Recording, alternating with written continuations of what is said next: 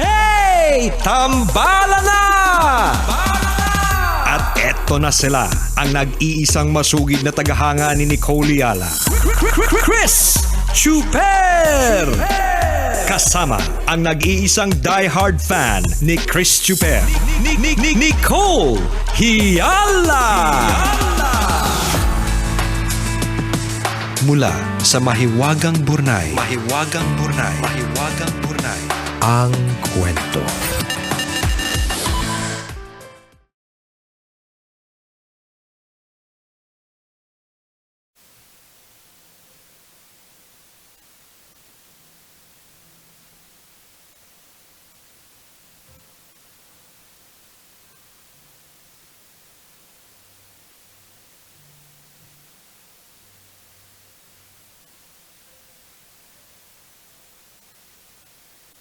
Dear Nicole and Chris, itago nyo na lang ako sa pangalang Rika, isa sa maraming taga-subaybay ng tandem ninyo. Nung una, akala ko balahura lang kayo. Hindi naman pala. Madami palang natututunan sa inyo. Hindi lang pala kayo nakakatawa, nakaka-motivate, nakaka-inspire at nakakatulong din kayo sa pamamagitan ng pangmalakasang payo sa mga naglalakas loob sumulat at humingi ng advice. Kaya naman hindi ako nagdalawang isip na isangguni sa inyo itong problemang kinakaharap ko.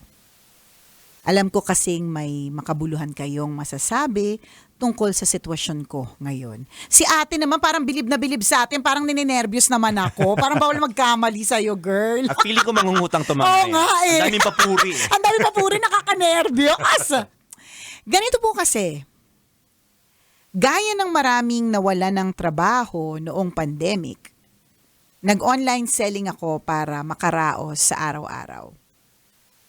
Patok na patok ang online selling noon kasi bawal lumabas.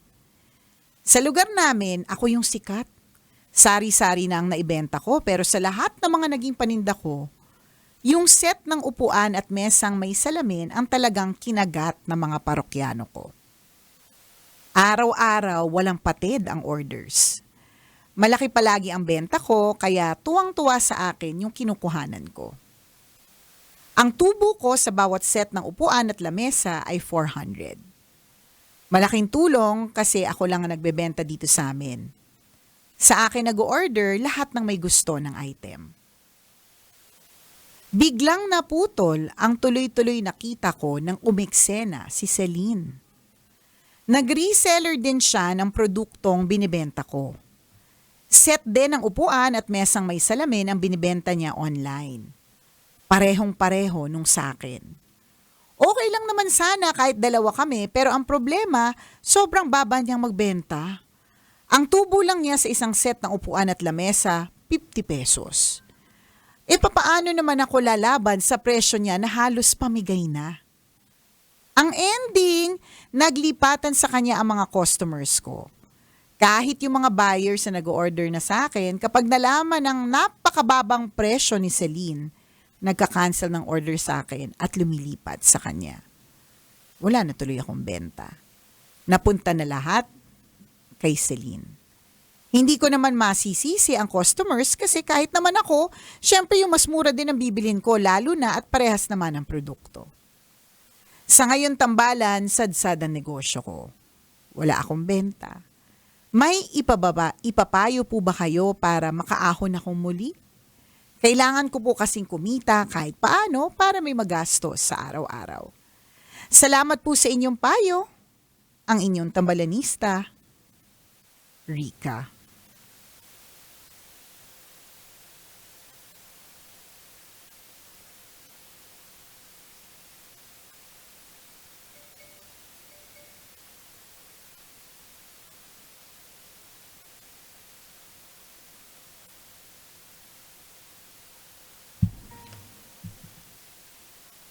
Hello to you, Rika. Well, at least, alam mo sa sarili mo na parang gets mo naman yung mga customers. Mahirap dito yung magagalit ka dun sa mga customers eh. Kasi hindi mo talaga sila masisisi, di ba? Ikaw ba partner, nagko-compare ka din ng mga prices? Oo naman. O, di ba? Hindi tayo mayaman eh. Pag mayaman tayo, hindi na tayo titingin sa presyo. Correct, walang pagkumpara, bili na lang ng bili. Oo. Hindi eh. Nandun lang tayo sa sakto, minsan kulang pa yung sweldo. So, syempre, ang gagawin talaga natin, magkukumpara tayo. Kung saan tayo makakamura, doon talaga tayo. Yes. Well, ganun po talaga yung negosyo. 'Di ba? Kaya nga ang sinasabi nila para wala kang boss, para hawak mo yung oras mo, 'di ba? Huwag kang maging empleyado, maging ano ka, maging negosyante ka, gano'n na tama din naman, masawak mo yung oras mo, wala nagdidikta sa'yo, ikaw magdidikta sa sarili mo, ganyan. Pero may mga ganito din kaakibat na problema. Yes. So lahat po talaga tayo, whether we are in business or whether we are employees, lahat po yan meron pong tinatawag na occupational hazard. Meron po talaga mga ganitong stress. Yes. Ganyan. So ngayon, tinatanong mo kung paano babangon, kami nga walang pera, hindi pa nakabangon, di ba? Baka ikaw ang may tips sa amin. Charot. Paano kami bibigyan ng maayos na negosyo? Diba? Don't worry, hindi ka namin kakalabanin kasi Oo. ibang area kami. Correct. Diba? May ibang area code, may sariling postal code. Yeah. Yan. Diba? Pero tinatanong mo kung paano. Di kung hindi na nag-work yung, gano'n naman, diba? Kapag hindi na nag-work yung isang tipo ng kind of product, di pwede ka naman maghanap at na mag-explore ng iba. Or ang pwede mong gawin, di ba? Pwede mo ring mas babaan pa kay Celine yung i-offer mo. Yun nga lang, maliit na lang talaga yung kita, 25 pesos. Bigyan na lang kita ng 25, di ba? Hindi ka pa nahirapan. Tsaka hindi naman lagi may set. Na yung mga set yan, yung mga nagtatagal na maraming taon eh. So bago ka pa ulit bago pa ulit siya mag-reorder sa'yo, 5 years pa. Senior high na yung senior high na yung anak mo, 'di ba? Pag sinusurot na yung sa set nila. 'Di ba? Yung ganun na siya. So matagal. So hindi rin pwede na mas mababa yung i-offer mo kaysa kay Celine kasi masyado na maliit talaga yung kita doon. So ang talagang pwedeng gawin is to explore other possibilities. So kung ganyan na medyo nasa-saturate na ni Celine yung market, parehas lang kayo ng binibenta, di iba naman yung ibenta mo, 'di ba? Ano ba sa tingin mo yung pangangailangan ng komunidad ninyo, 'di ba? Ayun. Pero siguraduhin mo na legal ha, kasi meron akong kakilala, yan yung market study niya. Sabi niya, ang pangangailangan ng lugar namin drugs, ganon. Hindi po 'yon. Kailangan yung legal, yung nakakatulong. Wag mong papasukan yung sa business na yun. Wag ganon. Monkey business tawag bad doon. Bad yun. Wag. Bawas ligtas point sa langit yan, 'di ba? So yung ganun, although hindi yan madali I mean, ang dami sa atin na gusto talaga magnegosyo pero hindi siya pinapasok talaga kasi may kaakibat talaga siyang risk eh. Parang tsaka ganun talaga, may competition talaga, hindi talaga siya mawawala. Kaya nga ako para sa akin kaya minsan for me, kasi kanya-kanya talaga yan eh. At least pag employee ka, medyo steady yung income mo eh. Medyo kulang pero steady. Kasi minsan, halimbawa, fixed yung income mo. Tapos ang pasok mo, kunyari, 9 to 6, 8 to 5. Totoo naman, kapag ka-negosyo ka, lalong-lalo na kung online, 24/7 yan. Diba? Hanggat may nag-order sa'yo, gising ka. Sa true at kadalasan, based on experience, for example, ng Mayat de la Rosa Fine Jewelry partner, based on their experience, kadalasan yung mga talagang bonggacious na very active during live selling sessions, nasa gabi hanggang madaling araw. Yan yung siguro hindi makatulog yung mga tao, kaya OFW, Sa bagay, may mga napanood din ako ganun. live session. Iba yun! Wag mo Ano nang ba? ikwento, bawas ligtas. Sabi niya doon siya kumikita eh.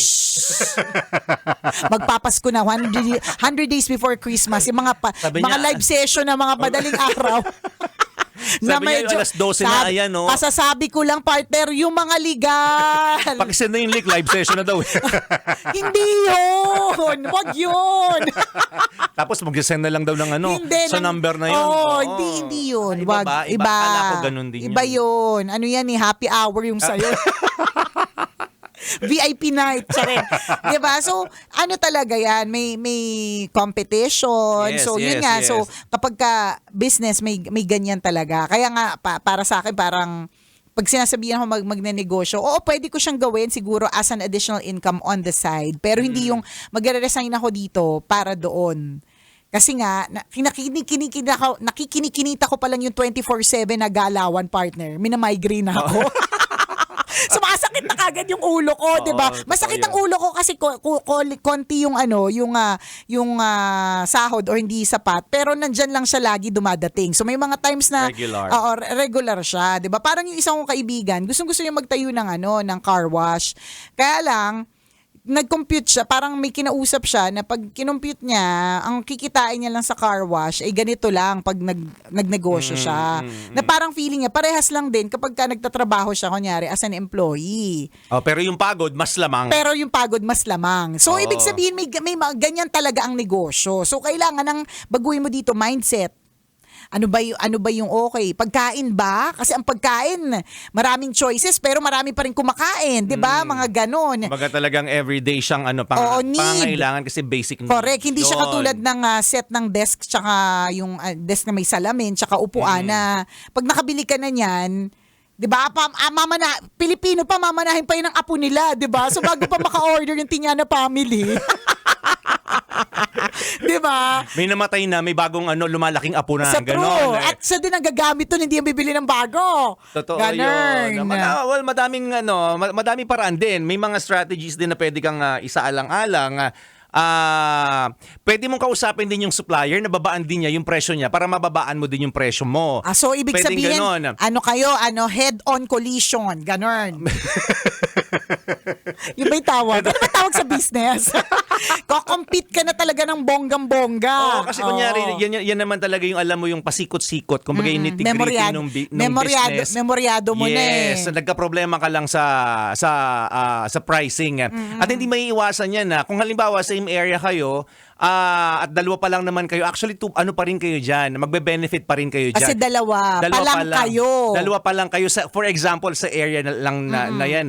So, hindi mo dapat agad patayin yung business mo kasi dalawa pa lang naman kayo yan. Ang mahirap niya, sobrang dami na. So, that's the time na pwede kang humanap na ng ibang klase ng ibebenta. Or lipat ka ng lugar. Pwede. Oo. Pwede. Hindi, pero kung katotohanan yun lipat ka ng lugar. Oo na. Sige, sa inyo na lang yung barangay 168. Oo. Nilipat ako sa barangay 666 kami. Ganon. 66254. Diba? Ganon. So mag-adjust ka din sa presyo. Or pwede mo din kausapin, kaibiganin mo. Si Celine. Oo, tapos wag kang sisiraan kita. Diba? Kaibiganin mo, tasiraan mo pagkatapos. Pwede din madaming gumagawa niyan. Kasi di ba na-experience na po nating lahat yan. Kung sino pa yung kaibigan, sila pa yung nanira sa atin. Yan, yung diba? kunyari kinibigan, tapos alamin yung business. Tapos pag nakuhan, ay ganun, mga pala yun, mga hindi dekalidad na produkto. Oo, pala ganyan. Sisiraan ka na. Sisiraan. Ganon. Kahit sa totoo lang, isa lang naman supplier nyo. O di naman kaya ganito, ang sisirain mo hindi yung tungkol sa dun sa dekalidad na produkto. Ang sisiraan mo part of pagkatao. Balita ko, yung si Celine, kabit yan. So support ka nga sa kabit. Charot.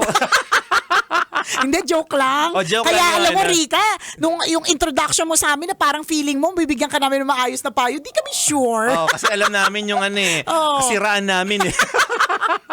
Ewan namin sa'yo, bakit naniniwala ka? Oo, bilib na bilib ka naman sa amin mo isasalala yung negosyo mo. Pwede mo kaibiganin yung si Selena, tapos mag-adjust kayo ng Ng presyo parehas. na pareho kayong makikinabang. Kasi Oo, pwede yun eh. pwede. Yun. O kaya naman, pwede din nga. Para may the best, na lang, online seller win. Yes. Oo. O kaya naman, isa pang strategy dyan, yung mga bundle-bundle na tinatawag. Ayan, may kasamang tabo. Yeah. Oo nga, para pumapatok yun na may mga taong kumahagat sa ganyan. Na parang, Total naman 400 yung kita mo, di ba? Laki din kasi talaga, girl.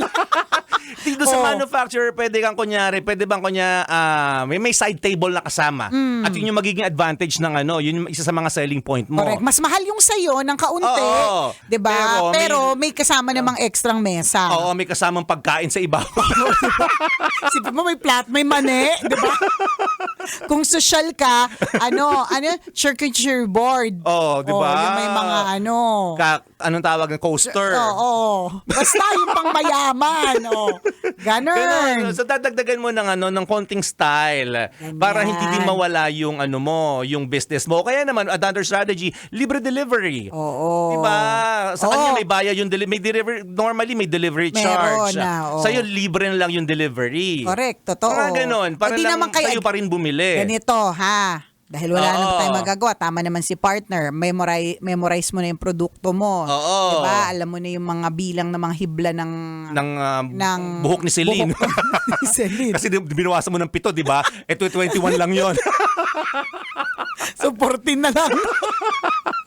Oh, Tapos tinawag ko mo yung mangkukulam. ito na po yung sabi niya pong 7 pirasong buhok. Celine. Strategy din yan. Charot! Charot, di ba? O so Sabi sa'yo eh. So sabi sa'yo, Rika eh. Hindi kami dapat yung tinatanong mo eh. So isang Tingnan mo, umabot kami sa mangkukulam. umabot kami sa buhok. Hindi, hibla ng sasabihin ko sana kahoy. Ay, hibla ng kahoy. Yung parang gano'n ng kahoy. Oo, Anyways, oo. dahil nga memoryado mo yan, di ba? So pwede mag-stick ka na lang dyan. Oo. Ang pwedeng gawin, syempre naman, baka sabihin mo, wala naman kaming naiambag. O, eto na lang. Ayan, Ito na lang yan. Ito talaga totoong ambag ito. We will do this out of the goodness of our hearts. Ayan, yan, Sa bawat bibili sa'yo ng table Oo. at chair, Oo. may video greeting mula sa tambalan. Oh, ayan. Ayan. Oh, mga ganun. Sabihin mo May mga kay bonus Oo, dapat, may ganun, 'di ba? Sabihin mo May mga kay free. Correct, sabihin mo kay Oo. Celine, may ganyan ka ba? Wala eh. Wala eh. Oh. Tambalinista ka ba? Hindi. Oh. Basta ito ang usapan natin. Ayan, ha? 'di ba? Oo, sa Yung bawat bibili sa'yo, Ayan. 300 sa amin. Ha? Correct. 100 lang sa'yo. Oh, yan. O bakit kahit sa kanino ka lalapit, hindi papayag? Ay, tingnan mo nga si Celine, 50 lang, ikaw 100. Tubo ibig ka pa rin. sabihin, lamang ka pa rin. Oh. Kung sa yaman-yaman din lang, mas mayaman ka kay Celine. Yan. Di ba?